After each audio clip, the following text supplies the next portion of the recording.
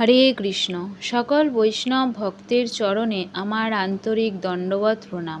আজ আমরা শ্রীধাম মায়াপুর থেকে শ্রী শ্রী রাধা মাধব ও অষ্টসখী, শ্রী শ্রী পঞ্চতত্ত্ব এবং শ্রী নৃসিংহদেবের মনোমুগ্ধকর দর্শন লাভ করছি। শ্রীধাম মায়াপুর শুধুমাত্র একটি তীর্থস্থান নয়, এটি শ্রীচৈতন্য মহাপ্রভুর আবির্ভাব ধাম। এই পবিত্র ধামে অসংখ্য ভক্ত প্রতিদিন ভগবানের দর্শন, হরিনাম কীর্তন ও সেবায় নিজেদের জীবন ধন্য করেন।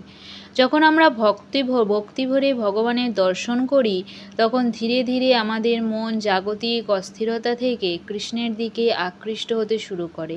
তাই প্রতিদিন কিছু সময় অন্তত ভগবানের নাম শ্রবণ, কীর্তন ও দর্শনের জন্য ব্যয় করা আমাদের আধ্যাত্মিক জীবনে অত্যন্ত মূল্যবান।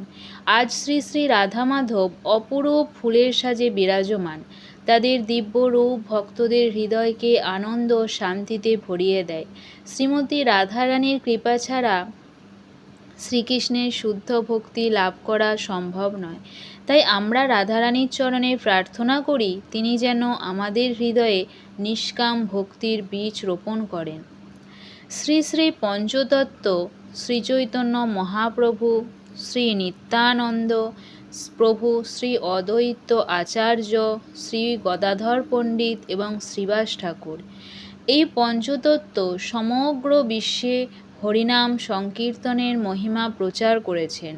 তাদের অপারব কৃপায় আজও অসংখ্য মানুষ কৃষ্ণ ভাবনামৃতের পথে এগিয়ে চলেছেন এবং এখন আমরা ভগবান নৃসিংহদেব তাঁর ভক্ত প্রহ্লাদ মহারাজকে রক্ষা করার জন্য আবির্ভূত হয়েছিলেন। তিনি ভক্তদের সকল ভয়, বিপদ ও আধ্যাত্মিক জীবনের বাধা দূর করেন। তাই আমরা তার চরণে প্রার্থনা করি, তিনি যেন আমাদের সর্বদা তার সেবায় স্থির রাখেন।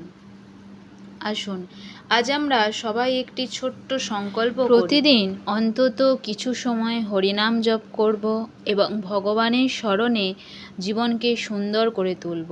হরে কৃষ্ণ কৃষ্ণ কৃষ্ণ হরে হরে, হরে রাম রাম রাম হরে হরে। আপনাদের যদি আজকের শ্রীধাম মায়াপুরের এই পবিত্র দর্শন ভালো লেগে থাকে, তাহলে ভিডিওটি অবশ্যই শেয়ার করুন, যাতে আরও অনেক ভক্ত এই দর্শনের আনন্দ লাভ করতে পারেন।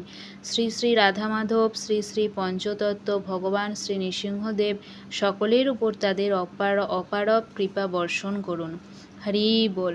রাধে রাধে। হরে কৃষ্ণ।